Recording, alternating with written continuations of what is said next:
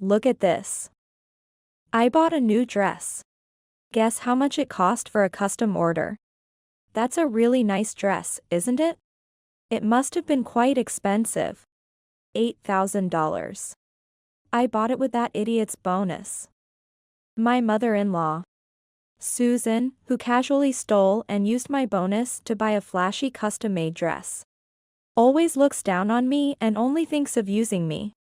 Does she really believe that the money I earned is all hers? However, I can't stay silent anymore. She has crossed a line that she shouldn't have, and she needs to experience the same. I am Emily, a 32-year-old working housewife living with my in-laws. Shortly after getting married, my father-in-law passed away, and I ended up living in my mother-in-law's house to take care of her since she was living alone. Since I had been living as a career woman after graduating from college, I never became a full-time housewife even after marriage. Even after starting to live with Susan, we split the living expenses. And since my husband wasn't earning much, the discussion of becoming a full-time housewife never came up. Susan isn't in immediate need of care just because she's elderly. So, I was able to focus on my job. At first, Susan took care of the household chores as she used to. But about a month after we started living together, she gradually began to demand that I do more of the chores. If you're at home on your day off, wouldn't it be nice if you did some household chores for today? I'm always the one doing it. Don't you have any compassion for the elderly? I'm sorry. I'll do it in the evening, so can I have a little rest now? I've been working without a day off for the past month. I've been doing housework without a break, too. This is why the young people these days are no good. You should stop being so selfish and think about mom a bit more. Otherwise, there's no point in us living with mom, is there? Being appointed as a project leader, I was swamped with work every day, coming home to even more work after long hours of overtime. Feeling a bit uncomfortable with Susan demanding household chores from me, while she says nothing to my husband who comes home on time. Of course, I understand what Susan is saying. Living in my in-laws' house, it's natural to help with the household chores. So, before going to work, I would prepare breakfast, and after coming home, I would clean up after dinner, doing what I could. However, her demands escalated more and more. Do you remember where you put the laundry? I can't find the shirt I'm supposed to wear tomorrow. I even looked outside. Huh? Laundry? I'm not doing that. It's piled up in the washing machine. What? Has it been in the washing machine for a long time? I don't need to worry about what to wear. So if there's a need for laundry, you should do it. Just because you live in this house doesn't mean you can expect me to do everything for you. I never intended to make Susan do all the household chores, and in fact, since moving into this house, I had started to do about half of the chores. Unsatisfied with just that, she deliberately did nothing herself, forcing me to do the household chores. If I didn't do the laundry, I'd have no work shirts to wear, and no matter how tired I was, I had to run the washing machine myself. Just as the project I was entrusted with began to settle down, and my return time started getting earlier, I found myself preparing dinner and, a year after moving in, doing almost all the household chores. Look, I'll do it when I have time. But doing all the household chores while working is physically very tough. Couldn't you talk to her a little? Huh? Do you know how old mom is now? You're younger, so it's only natural you do it. Then why don't you help out? We're splitting the living expenses, and if you don't want your mom to do the chores, shouldn't you help? It's impossible for me to handle everything on my own. Come on, I'm a man. I don't need to do housework. Stop nagging all the time. Housework is women's work, and it's wrong to make an elderly mother do it. So, in the end, you have to do the chores. Why can't you understand something so simple? Despite both of us working and sharing the expenses, the expectation that I do the household chores was shocking. The idea of not wanting to burden his elderly mother might seem like he's a considerate son, but underneath lies a demeaning view of me as a domestic servant. However, life was not all stress. The project I was managing was on track, and work was going smoothly. Then, the company announced it would give out bonuses. My bonus was in the 5 figures. And I planned to save a portion and use the remaining $8,000 for a family trip. By family, I meant my parents, not my husband and his mother. I've got time off from work, so I'm going on a trip with my parents at the beginning of next month. I want to do something nice for them for a change. Despite my husband and Susan's displeased faces, it was my right to use my hard-earned money however I wished. I was excited about escaping this life and went ahead with the travel plans. After finalizing them, I thought to deposit the leftover money in the bank. But when I checked the envelope, my heart sank. What? The money's gone. The bonus I had stored in the envelope had disappeared. Thinking it might have been stolen, I hurried to confront my husband and Susan in the living room. Have you seen my bonus? It's gone. Well, you've come at the right time. Have you seen this? My custom-made dress has arrived. I bought it with your bonus. What? It's really pretty, isn't it? You said you wanted to do something for your parents. But you'll take care of me too, right? At that moment, I was overwhelmed with despair and anger. How could you use my bonus without my permission? This is a joke, right? It's no joke. You noticed the money was missing from the envelope. So you came here looking so frantic, didn't you? A bonus is extra money you get, it's meant to be spent. My earnings may seem like small change to you. It's not like it was tens of thousands. Stop making such a big deal out of it. It's not that simple. There are things you're allowed to do and things you aren't there? Can't you, as an adult, understand such a basic distinction? I was seething with rage at their nonchalant confession of using my bonus without any malice. It might have been endearing if they had asked for permission or requested something specific. But considering I had been treated like a maid up until now, there was no way I'd agree to such requests. Perhaps they knew that and decided to use the money without asking. I could no longer tolerate their cruel actions. Using someone else's money without permission is insane. Insane? What kind of way is that to talk about someone? Who's the one lacking common decency here? Are you being looked after by your parents or my mother? Who do you think you owe? We're living in Mom's house, aren't we? And she's the one we live with every day. Why would you spend your bonus on your own parents and not a penny on my mom? That's where the problem lies. Why does my husband think I owe his mother anything? I'm the one taking care of her, and I'd rather not live with her if possible. If she had been doing all the household chores and supporting me wholeheartedly, I might have considered using half of my bonus for her. My decision to use the bonus entirely for myself and my parents was a result of their actions. My husband's inability to understand this left me dumbfounded. I don't care anymore. But you're definitely returning the money you used.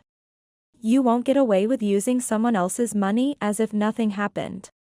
We don't have the money, so how can we return it? It's impossible. You stole someone's money. How can you say you bear no responsibility for that? Do you think such an excuse is acceptable? Despite my anger, Susan remained smug, showing no intention of admitting her fault or returning the money. But such wrongdoing couldn't possibly be justified. I was determined to get my money back. It seemed Susan knew I would be upset and had prepared her defense in advance. It's impossible to pay back what I don't have. And legally, I have the upper hand. your family, so using the money isn't an issue. If you don't like it, go consult the police or a lawyer. Technically, she wasn't wrong.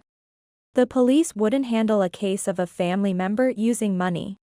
As infuriating as it was, I couldn't counter her argument. Let's not think anything strange. Let's continue to get along. Don't be so disrespectful to Mom. The discussion ended with them feeling superior, but I was not about to stay silent. That evening, Susan, donning her proudly purchased dress, went out with my husband, probably for dinner. I stayed home, not just because I felt sick, but for another reason. After they left, I entered Susan's room and took an envelope from the dresser. Then went to my husband's study to search for something before packing my bags and heading to my parents' home.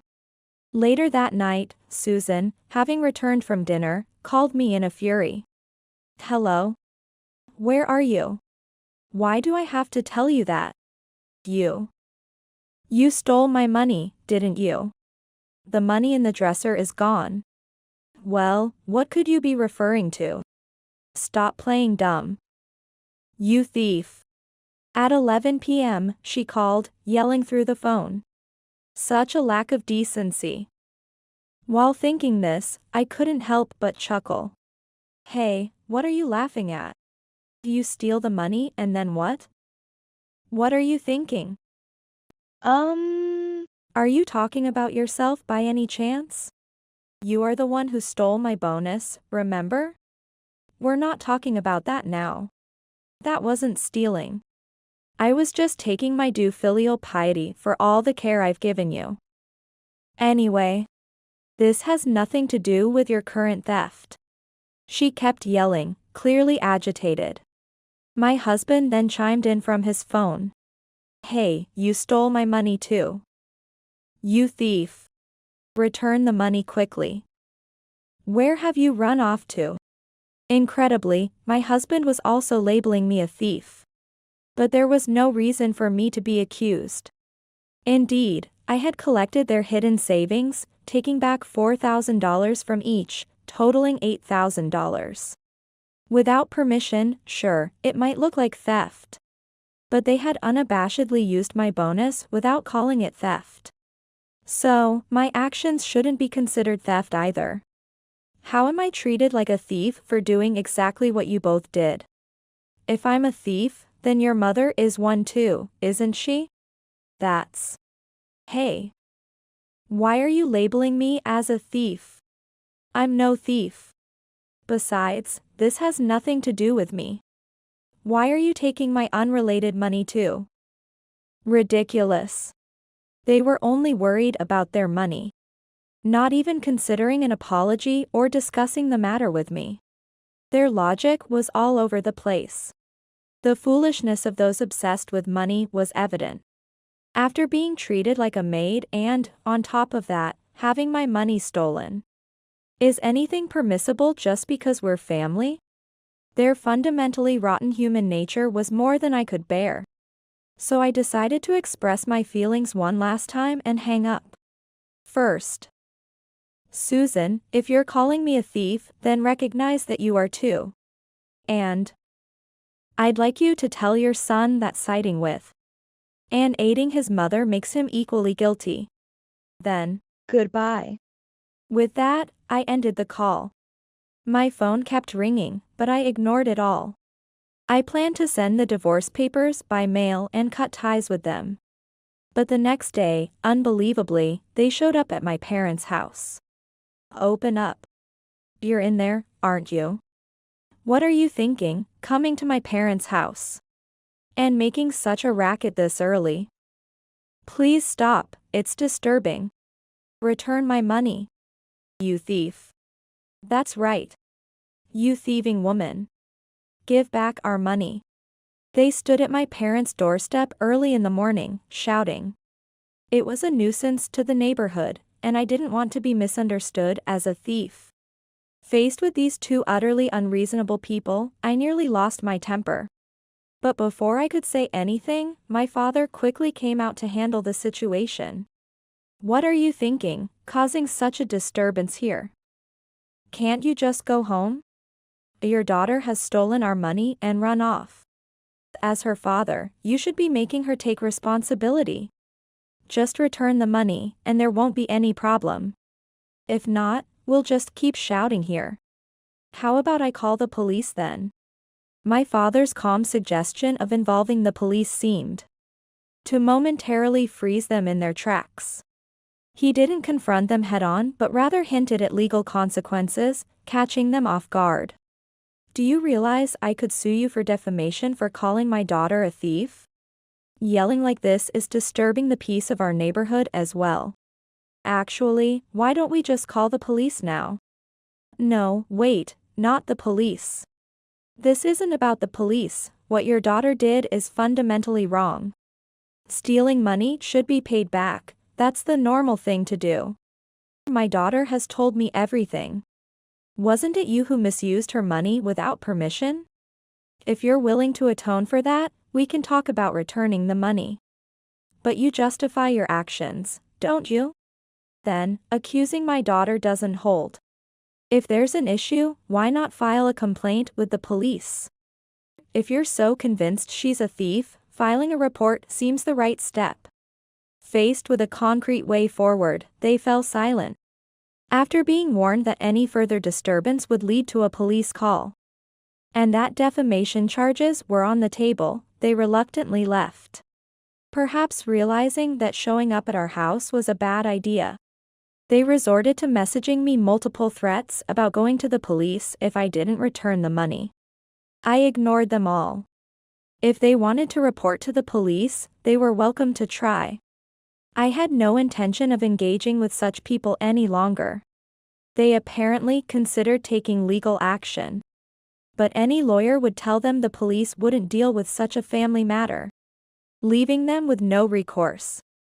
While they felt wronged, all I did was retrieve the exact amount they took from me, causing them no actual harm. It seems there was a heated argument between my husband and his mother about whether to sell the custom-made dress or not. My husband felt wronged, believing he hadn't misused any money himself. Yet his savings were gone, potentially justifying his resentment towards his mother. My decision to take money from my husband's hidden savings was influenced by his unwavering support for his mother, embodying a sort of collective responsibility. I was resigned to whatever consequences might follow, believing they had brought this upon themselves. Unexpectedly, my husband reached out, presenting a shocking revelation. I've cut ties with Mom. Can you come back? I was wrong to side with someone like her. Disowned your mother. Can she manage to live on her own? I don't know. But I don't care about her life anymore. But I need you. Can you please come back? Huh? There's no way I'm coming back. Just so you know. I've also spoken to your company about this. Because a person who's fine with stealing money from family members should be handled with caution if they're in charge of finances. My unexpected confession left my husband silent for a few seconds. But my report to his company was real. Although I'm not sure about any actual penalties, he'll likely lose his place in the company completely. I continued with the discussion on divorce, telling him that I would send the divorce papers to his office and he should sign them and submit them to the courthouse. Then, I hung up the phone. After ending all communication with him, I began my new life alone, unconcerned with whatever difficulties my ex-husband and former mother-in-law were facing. I was focused on enjoying my life on my own terms.